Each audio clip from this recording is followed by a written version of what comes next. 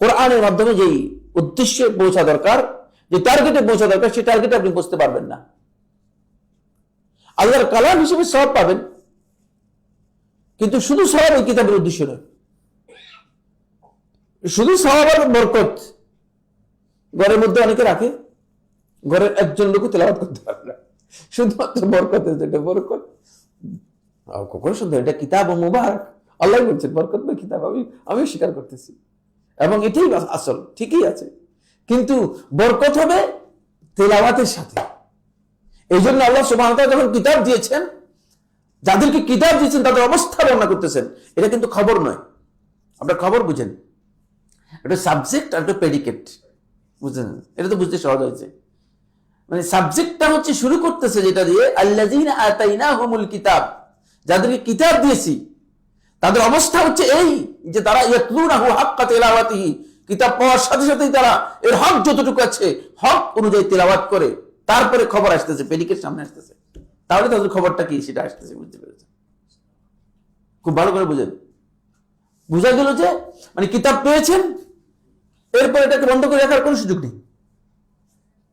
তাহলে এই প্রশংসার মধ্যে আমরা আসবো না। এটা হলো আমরা যারা এই কিতাব গ্রহণ করেছি, এই কিতাব আমরা কিতাবকে বর্জন করে দিয়েছি। কেউ কিতাবের লফজটাই কি করে দিয়েছি, বর্জন করেছি। তেলাওয়াতই জানে না। তেলাওয়াত জানা যায় এদের সংখ্যা বাংলাদেশে কত পার্সেন্ট জানেন কিনা আপনারা?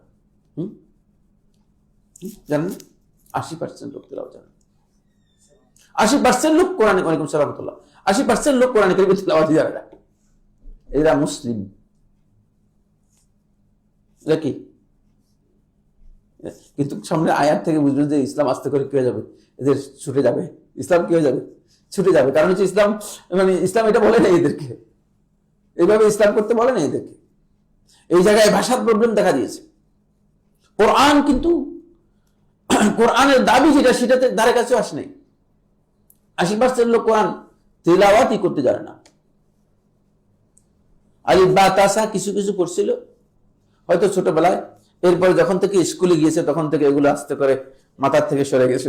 অনেক অনেক অনেক আগে মাথার থেকে কি করেছে, মুছে দিয়েছে, ডিলিট করে দিয়েছে, মাথার মধ্যে রাখেই নেই। আর অর্থ বোঝার মাসআলা তো পরের বক্তব্য। অর্থ তো বোঝা মানে এর সংখ্যা শতকরাতে মানে আশা খুব কঠিন, এরকম একটা শতকরা 3 থেকে 4% হয় কিনা আমার সন্দেহ আছে, যারা কোরআন মানে অর্থ বুঝে। এমনি মানে অনুবাদ দেখে টেকে পড়তে পারে, সেটা ওই ভিন্ন কথা, কিন্তু অর্থ বুঝে না। অর্থ বোঝার অর্থ কি? একটা ল্যাঙ্গুয়েজ যখন আপনাকে একজন ব্যক্তি কথা বলবে, কথা বললে সাথে সাথে আপনি এটা বুঝে যাবেন, বুঝতে পেরেছেন, এটা অর্থ বোঝা। এটা অর্থ বোঝা যে আধা ঘন্টা পর্যন্ত কি শব্দ বললো, এটা অর্থ বোঝা নয়, এটাকে অর্থ বোঝা বলা হয়। কারণ হচ্ছে তখন আপনি এর মধ্যে তো সে 10টাই বলে চলে যাচ্ছে। একটা বক্তব্য শোনার মধ্যে যদি আপনার এই বক্তব্যের মধ্যে 20% শব্দ না বুঝেন, তাহলে আপনি অর্থ বুঝেন নাই। খুব ভালো করে খেয়াল করেন। কারণ হচ্ছে ভাষা বুঝতে হলে অবশ্যই 100% পরিপূর্ণরূপে বুঝতে হবে। এই জন্য ভাষার যেই স্কিল, মানে শ্রবণ স্কিলটা, এটা খুবই ইম্পর্টেন্ট বিষয় এবং এটা কঠিন জিনিস। রাইটিং আর এটাকে কি বলা হয়, তাকে মানে রিডিং স্কিল যেটা আছে, এটা একেবারে মানে সামান্য, এটা অনেক কঠিন না, কিন্তু শ্রবণ এটা খুবই মানে গুরুত্বপূর্ণ। যেমন একজন আরো বেশি আপনার সাথে কথা বলতেছে, যখন আপনি দেখতেছেন যে সব বুঝতেছেন, 80% বুঝতে যাচ্ছেন, তাহলে আপনি মোটামুটি আরবি জানেন, বুঝতে পেরেছেন? তখন আপনি কি মোটামুটি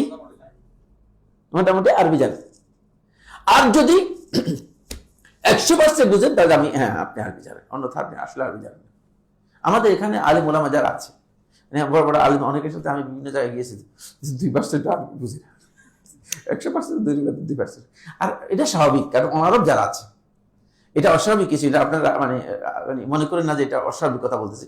অনারব যারা আছে, অনারবদের সবচেয়ে বড় জ্ঞানী যিনি, মানে আরবি ভাষার উপর সবচেয়ে বড় পণ্ডিত্য অর্জন করেছেন, অনারবদের মানে সবচেয়ে বড় পণ্ডিত্য অর্জন করার পরে তিনি মানে আরব বিশ্বে গিয়ে তখন তিনি গ্রামে বেদুইনের কাছে গিয়ে বলতেছেন, মানে বেদুইনের কাছে বলতেছে যে তোমাদের এখানে আরবি ভাষার সবচেয়ে বড় পণ্ডিত কে আছে?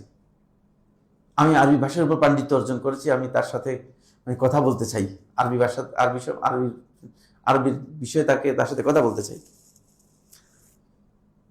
তখন ওই পণ্ডিতকে বললো, লোকরা দেখা দিল যে মানে ওই যে অমুক গ্রামে যাও, অমুক মানে ইয়েতে যাও, এটা মরুভূমিতে যাও, ওই যাযাবরদের আড্ডা আছে, ওখানে একজন আছে ভাষার সবচেয়ে বড় পণ্ডিত। তার গিয়েছে তার বাসায়, তার মানে তাঁবুতে অথবা যেভাবে ছিল ওই বাসায় গিয়েছে।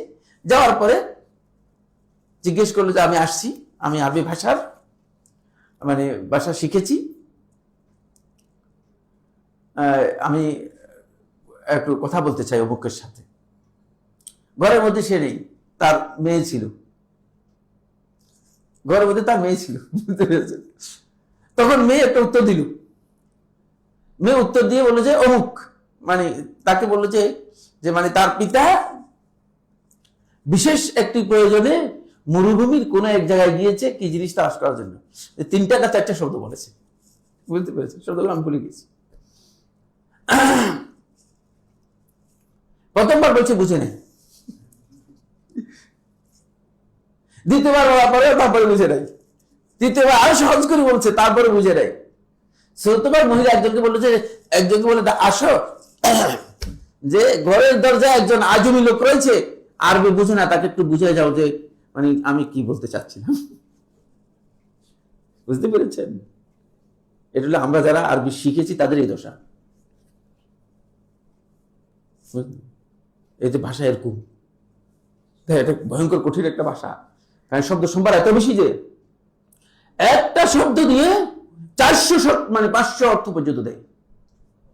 বুঝতে, একটা শব্দ 400-500 অর্থ পর্যন্ত দেয়।